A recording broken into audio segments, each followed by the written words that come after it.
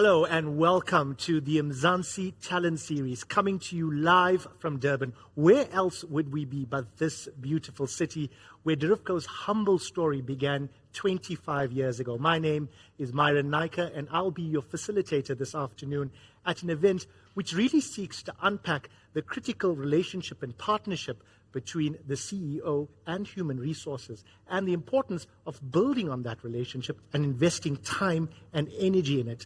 This afternoon, I'm joined with Derivco CEO, Kuresh Bihari, and Derivco HR Director, Tracy Rowe. Wonderful to be here, guys. So much has happened. You know, like Dave mentioned earlier, business and engaging during a pandemic. It's difficult to put into words how our lives have been turned upside down. So I want to pause on the business side of things and talk a little bit about living through a pandemic. Kuresh, you been well? Yeah. Yeah, thanks, Myron. Good, yeah, doing really well. A little more of me after the lockdown fat climbed in, but doing very well. I'm missing my people of Derivco. I don't get to see them much face to face, and I'm looking forward to a time when I can do that again soon. Yeah.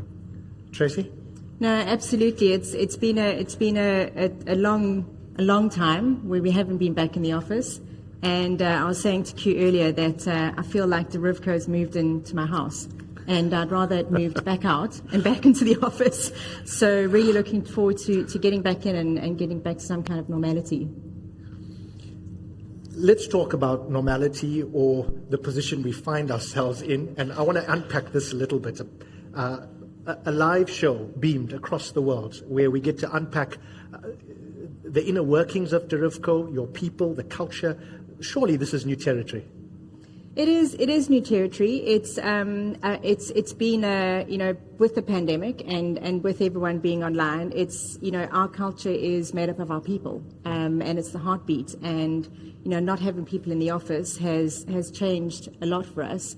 So we've had to review and redress how we do things and how we connect with our people. And it's interesting how we move with the times, and your expectation of coming into Derivco, certainly when I joined 2.5 years ago, and I remember Q saying to me, you're not coming in as an HR person, you're coming in as a Derivkin, and the expectation is that you understand what happens across this tech industry and across our organization, and then you bring your HR expertise with you.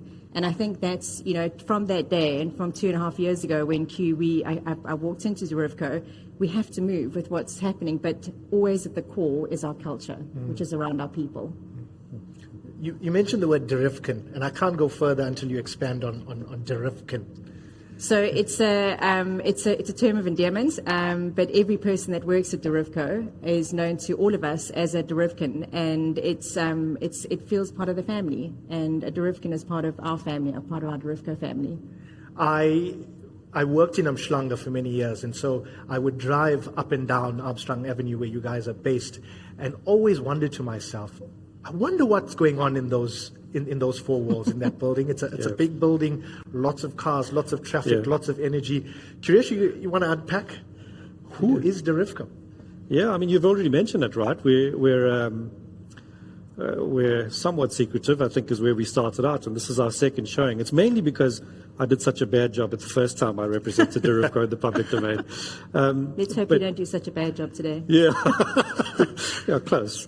But Derivco is a tech company. I think that's one of the unique things about us in the South African context, where our main business is technology, and most of our people are technologists. But the important question is the who.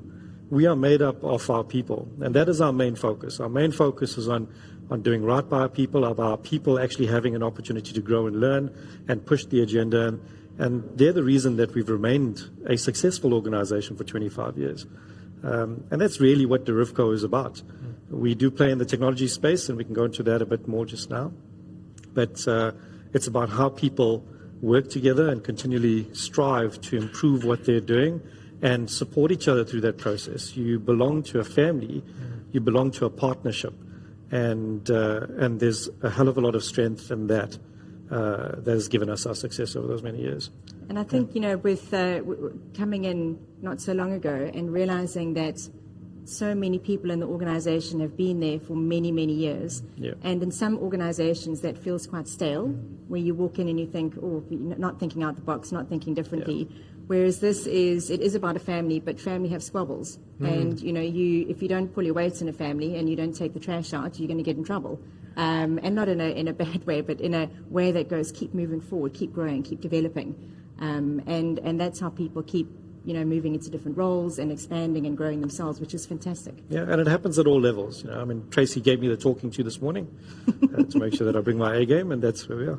Does it feel like a family WhatsApp group at times where, there's information flowing and at sometimes you've got to call people to order in a sense? Yeah, that is a challenge. It happens with us all the time, in our exec team. But I think the strength of actually operating like a family is that you can have that honest conversation. You can actually speak your mind, even if you're going in a totally opposite direction to the individual that you're engaging with.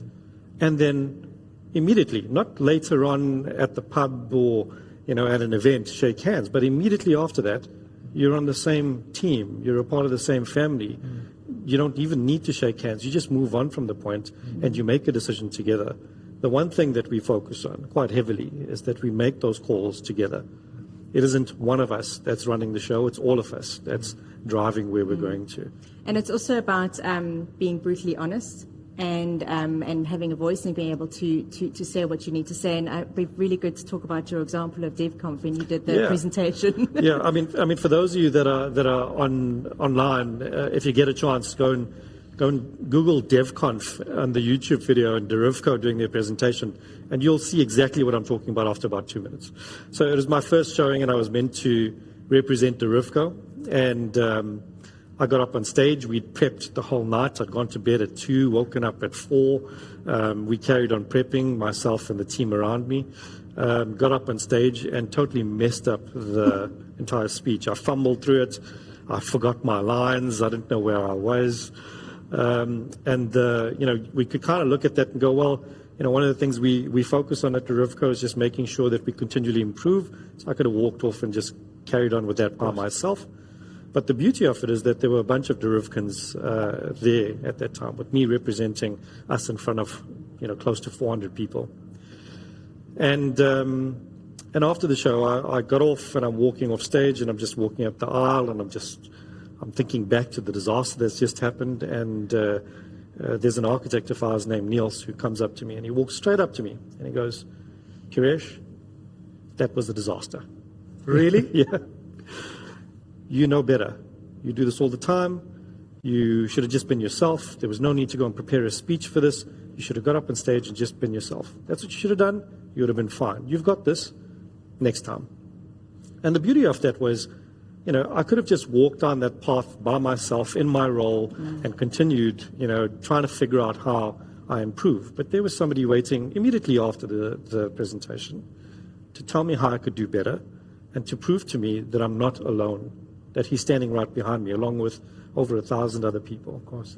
I think, just to chime in there, receiving and being receptive to criticism, regardless of whether you're at the apex of an organization or, just starting out is so critical. So, Tracy, I want to lend to that communication between, a middle manager perhaps and the CEO, building bridges between people in the organization. How critical has that become over the years?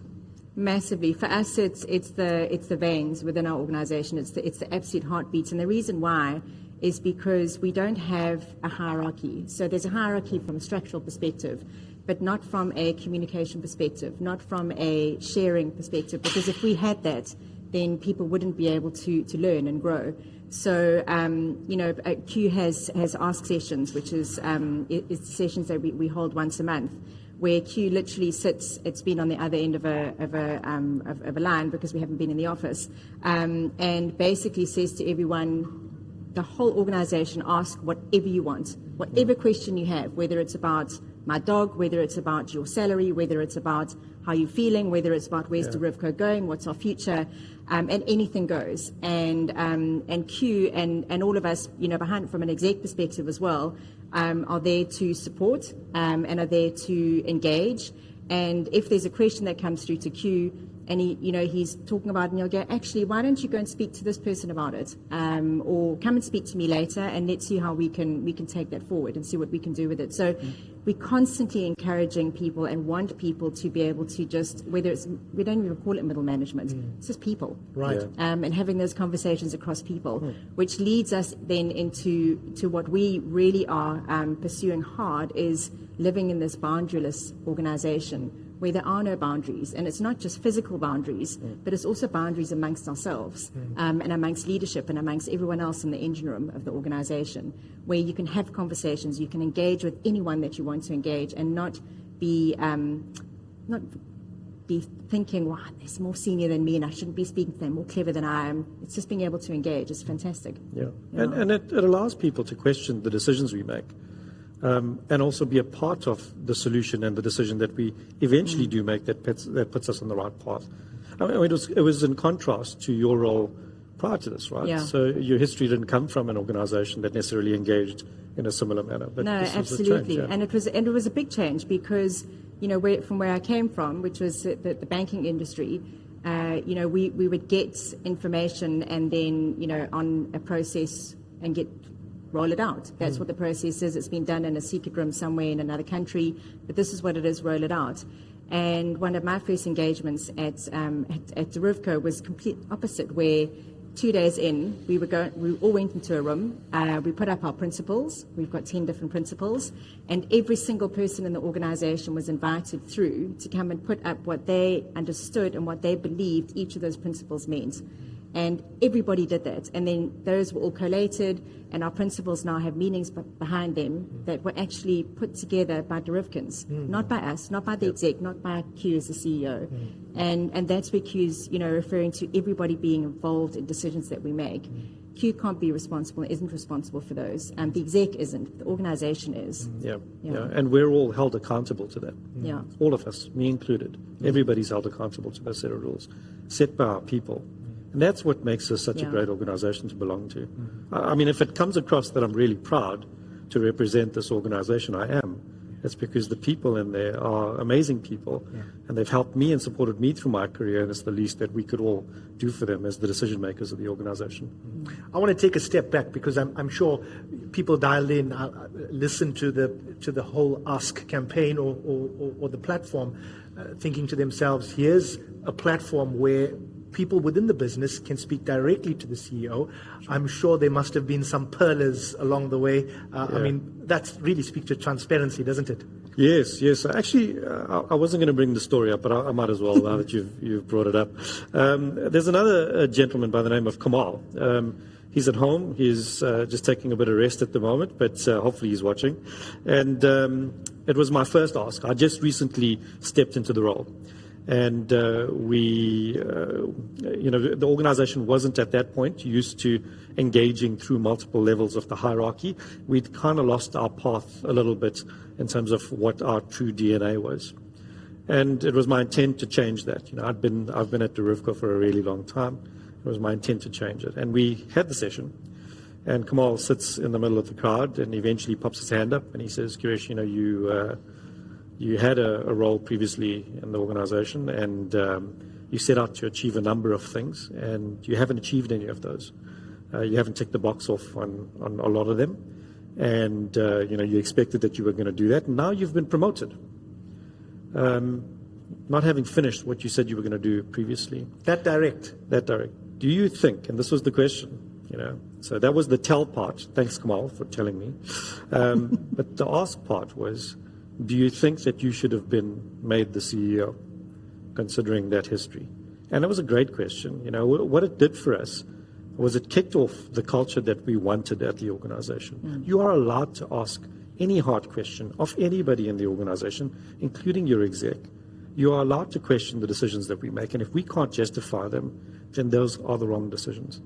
And he asked that question. I answered. I think I kind of walked my way through it, but the bottom line answer that I gave him was that I can't answer that question. Only everybody else in this organization can. So we need time to pass to see if I actually am the right person for this role. We're still trying to. We're still work out. checking. Yeah. So it hasn't been completely No, answered. not yet. Yes. There'll be one less vote when Tracy doesn't have a job after this. But yeah. Tracy, Suresh mentioned culture there. And I spent a couple of weeks in your offices over the last couple of weeks. Couldn't help but notice the empty desks, the empty chairs. It's quiet, a ghost town almost. But as I walked through, there was a palpable energy that I could sense. That maintaining culture, which so many businesses talk about and try to achieve, surely must have been a challenge maintaining with everyone at home. It has been, but on the other hand, it hasn't. So it has been because we haven't had everyone in the office, but the efforts that people make because of our culture. So even though we're sitting behind a screen, and if I look at now, the three of us here, there's a social element that goes with it. There's an experience that goes with being with people, and that's what our culture is made up of. So it has been difficult because people have been home, but the effort that people have made, and even through just going across and speaking to other people. So if you're sitting in a big Teams meeting and you can see that somebody hasn't spoken up, and usually they're quite vocal. You finish the Teams meeting and the person calls the other person privately. How are you doing? Is everything okay? Are you all right? You didn't come across as you usually come across. And so that support has been fantastic, but it has been hard for us. And when you say you walked through the office and there, it felt like a ghost town, and we've been back for the last couple of months in and out. And it does, but it still has this magic. And I don't know how to explain it. And I've said it before, I think in an interview, where every time I walk into Derivco's doors, there's something that's just magic about it. And even when there's nobody there, and if you come in on the weekend or, through the pandemic, it still feels like there's energy. And that's, we just can't wait to get everybody back in and just get it filled again. It just feels like it's a bit, empty at the moment. Just doing a bit of research and reading about Derivco, one line kept popping up wherever I went, whether it was online, whether it was social media, achieving the impossible as one Derivco. It was a theme that kept popping up. When you look at yourselves and within yourselves, is that the differentiator between who you are and other tech companies? Yeah, look, tech companies in South Africa, it's a unique thing. Our main business is technology. In most other organizations, they either haven't realized yet that there actually are tech companies, or technology is seen as a service to aid other business. So that's a unique challenge that we face within the South African context. But if you take the vision statement of achieving the impossible as one Derivco, the most important part of that is the second part of that. It's as one Derivco. If we don't take any step towards our goals or our success together, it's a pointless step, and we will end up failing as a result of it. So the most important thing we focus on is us moving as one and supporting each other throughout that entire process. And through that, we have found that we always achieve things that we have previously thought to be impossible. Tight deadlines, crazy new markets, any differentiation or pushing technologies to other boundaries. We work with major international software suppliers, and we push the boundaries of their software because our people are that committed and that talented. And I think that we surprise ourselves a lot of times. We forget to look back and actually acknowledge it, but we surprise ourselves a lot in terms of everything that we try to achieve. And when you look back, we're committed to doing a lot, and we do it. We work very hard. And when you look back at everything, you can't help but admire it and just feel the strong emotional connection to how much you've been able to achieve in that process, because you also didn't do it alone. Yeah. Your pride is for everybody else that was standing with you when you did it. Yeah. Which is amazing. We have these Derivco Hero Awards. And what it is awards to people who have worked in a team, but across the organization. So not a normal, natural team that you sit in, but actually, teams that you've joined. So as an example, just from an HR perspective, Q's discussion with me when I first joined is, HR is not alongside the organization, it's in. So once you're in, you're in, which means then that you are part of what's going on across Derivco. And our Derivco Hero Awards are very much around that. It's people who have gone and seeked outside of their normal team and looked at projects that they can get involved in, because they want to help. I mean, there's not been one time where I've phoned somebody or spoken to someone and said, I really need some help, whether it's from a dev perspective or we need some automation in HR and something. Can you guys help? And a whole team, even if they are super busy, just come flying in and go, of course we can. We're right there behind you. Yeah. And that's talking about that one Derivco. That's what it's about. It's about, not just doing what I do in HR as one with the HR team and then all the other teams doing their own thing. Not that one, the whole. Yeah. There's no doubt that there's strength in unity, and moving forward as a team definitely benefits the cause. But what then when we need to look at things at a more micro level, at the individual, from a performance perspective, performance development, performance management? Talk to me, Tracy, about the challenges from your department in specific in dealing with individuals. So we actually moved away quite strongly from performance management, because for us, performance management looks back and doesn't look forward. And we spent a lot of time actually in the organization with people, and we then developed performance development. So rather than looking forward and looking, what's happening today and what's happening going forward, what do you want to be doing in the next year, over the next 12 months? And we have continuous check-ins every single month. We have a check-in. And those development items may change. So what I thought I wanted to do in 6 months' time might have changed because I've now got involved in another team. So it's continual growth and continual, we don't have a massive hierarchy where you can start at one level and over 10 years end at another level. So what for us, it's about growth is around across. So how are you learning and how are you growing, not just in your team, but in working in different projects? And one of our key results for our objectives is spending 3 weeks in another team. So I could go and sit in a dev team. I know nothing about development, and I could go and sit in that team. They welcome you. They are spending time with you. You're learning, you're developing, and those 3 weeks are for you in that team. It's not for me to do part of my job as HR director and part of my job in there. And that's where, from an individual perspective and looking at development, it's a very dynamic process. And it's not kind of looking back and what you did do, but it's what you can do. And that's, again, going back to that achieving the impossible is looking ahead. It's not looking back. As an owner, I think that's the most important point.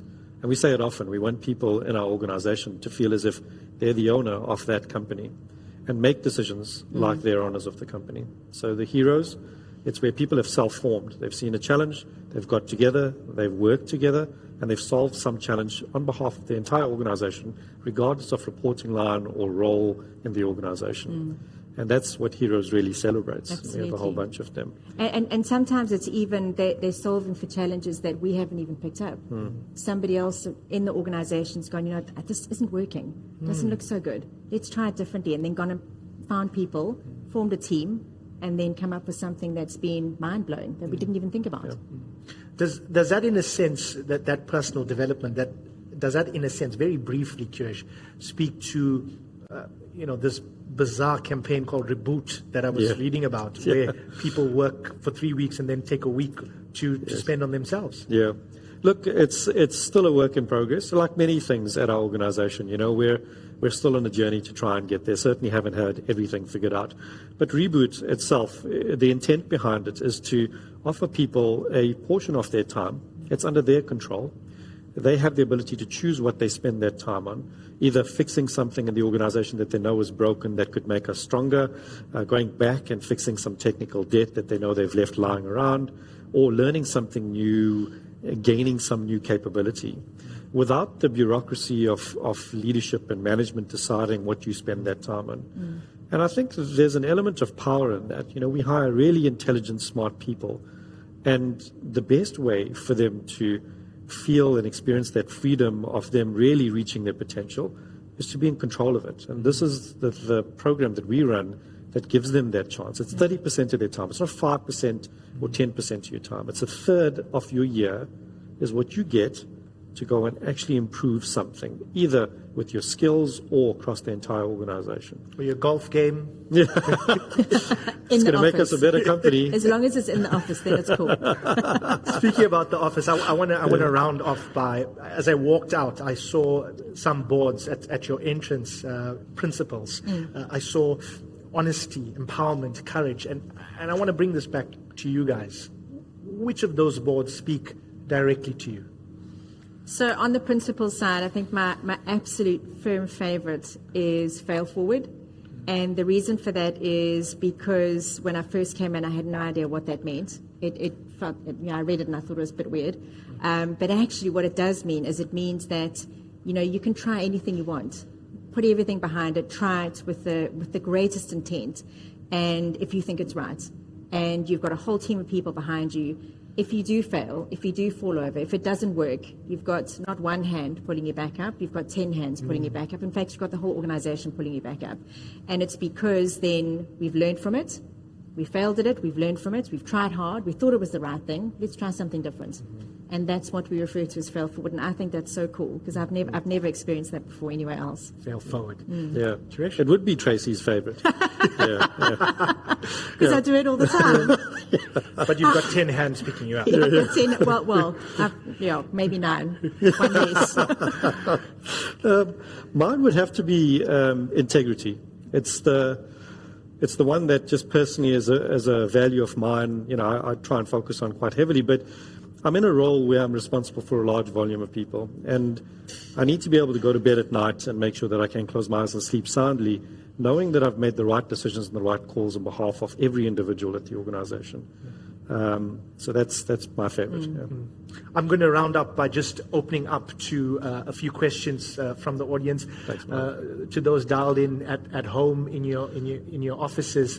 We've got Kuresh Bihari, Tracy Rowe, ready to take your questions. I'm going to take the first one from Devendran Govender. He says, I know the business predicates itself on keeping employees valued. I'd like to know, how is this achieved?